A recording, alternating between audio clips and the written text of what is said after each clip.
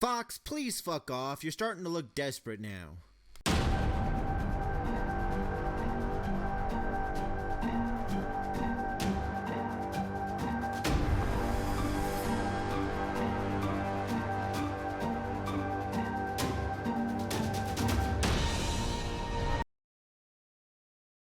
Now I know a lot of you want me to do a top 10 best Simpsons episodes list. And let me tell you right now, it's coming. It's not exactly right around the block, but it will come eventually. In the meantime, there's one episode I want to talk about more than any other Simpsons episode right now. Homer's Enemy. This is a very interesting episode because not only is it the Simpsons' highest ranked episode on IMDb, it's also one of the Simpsons' more split episode. I know, amazing, right? Well, honestly, I'm not too surprised this episode is so split, because this episode is filled with very dark humor, and it's honestly a very unfair and mean-spirited episode. Now, me calling it that would imply that I don't like this episode, but I think it's pretty damn good. But what is it this episode is doing right, despite having all these elements that I don't like to see in other episodes? Well, let's take a look at it. The episode opens with the news report on a man named Frank Grimes, saying he's been fucked over his entire life and has had to work hard for every little thing in his life. Mr. Burns sees his story and initially wants to give him a high-paying job with the power plant. But when Grimes comes in for his first day, Mr. Burns has forgotten all about him and has given his job to a dog, and he puts Grimes into Homer's department. Grimes is, understandably, disgusted by how incompetent Homer is, and Grimes questions how he's able to keep his job despite him constantly fucking up and putting himself and others into danger. Lenny and Carl explain this away by saying it's best not to question it, and while that should sound like a cop-out, for the most part, that's how they've been with Homer. In a way, Homer fucking up at the power plant is the same as Kenny dying in South Park. Anytime it happens, it's usually resolved by the next episode, and no one really questions or acknowledges it. Homer tries to be friends with Grimes, but because Homer is such a menace and yet never faces repercussions, Grimes doesn't want anything to do with Homer.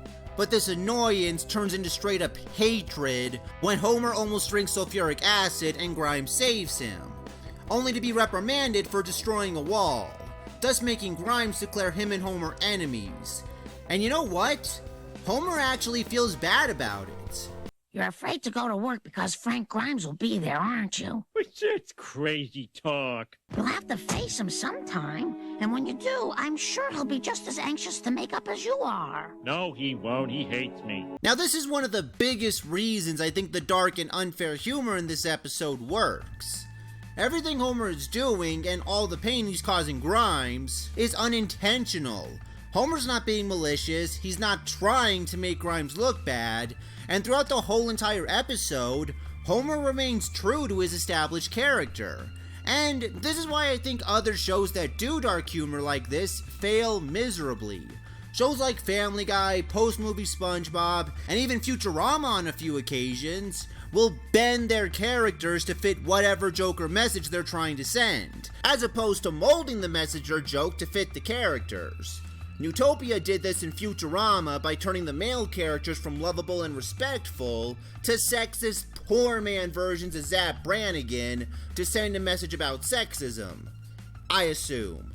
And I say I assume because all this episode ended up doing was make everyone question what the hell the deal was with the male characters.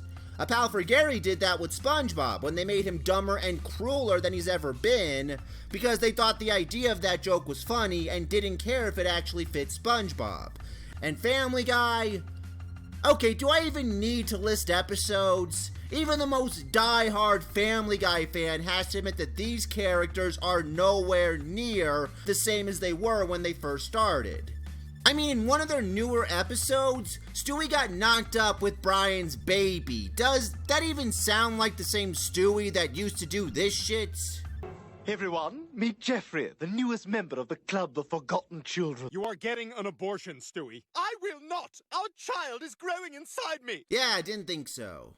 And as a result of all of this, the characters that are being presented aren't the ones the fans have already started to relate to and understand, so it makes them more likely to be turned off by your episode as opposed to entertained by it. So I give this episode a ton of props for knowing how to work its message in without changing what the show's already established. Anyway, Homer invites Grimes over for dinner, but this makes Grimes resent Homer even more because he sees how successful Homer has become despite simply coasting through life. And honestly, the speech he delivers about it, while tragic, is completely true about how a lot of people are treated in life, especially in America. I've had to work hard every day of my life, and what do I have to show for it? And what do you have to show for your lifetime of sloth and ignorance? 2 cars, a beautiful wife, a son who owns a factory. You're what's wrong with America, Simpson. You coast through life, you do as little as possible, and you leech off decent, hard-working people.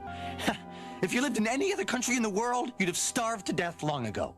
See, this message is mature as hell, and sadly, it does happen a lot. The person who's a hard worker and always going above and beyond for his job doesn't have his hard work noticed.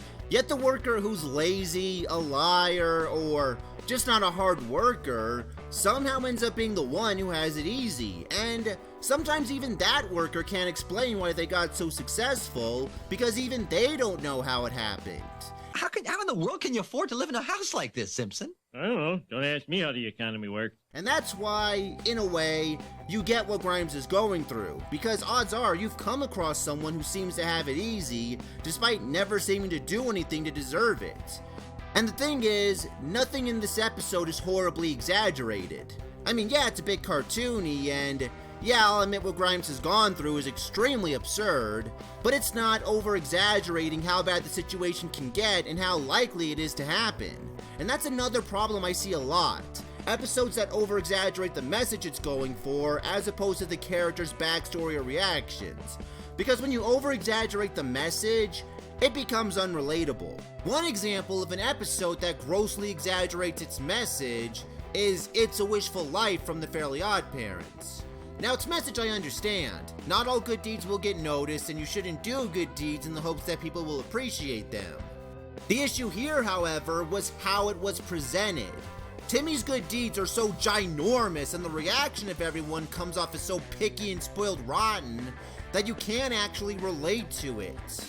Compare that, though, to an episode like The Boy Who Would Be Queen, which sends a message about gender stereotyping and why it's best to be yourself around others, but doesn't go overboard with it and keeps everything relatable. For example, there's lots of little boys who like watching soap operas, and there's lots of little girls who like reading comics. And I guarantee a good portion of them would get made fun of for that if any of their friends found out. If word gets out I like boy stuff, all my friends will think I'm weird. Please keep it our secret, girl to girl. But the episode makes it clear that this is how children feel about it. And it makes sense because children haven't fully formed their own moralities yet, and don't fully understand why there's nothing wrong with liking things like that. Dude, boys like comics, girls like dolls. Boys like video games, girls like makeup.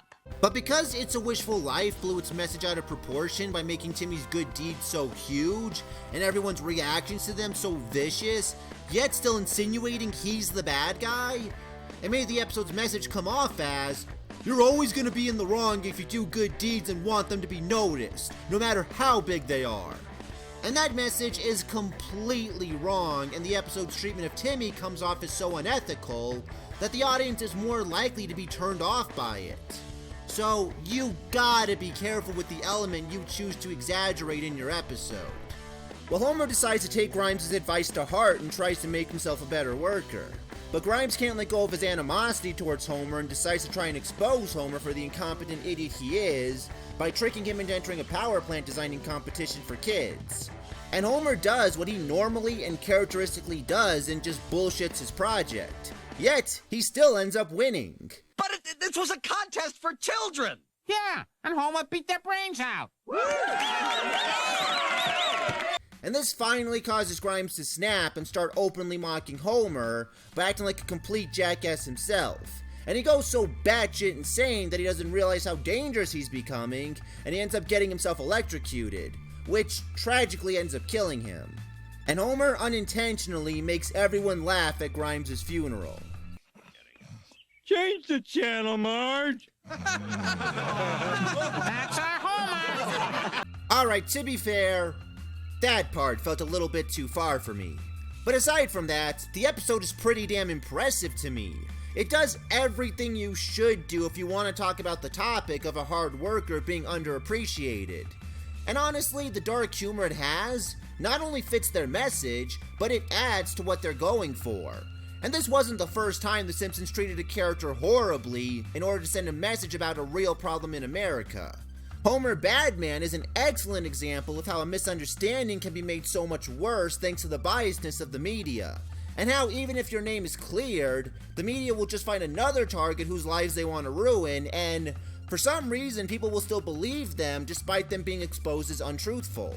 Oh, that man is sick. Groundskeeper Willie saved you, Homer. But listen to the music. He's evil. So it's not a surprise to me that a lot of people appreciate this episode despite its dark tone.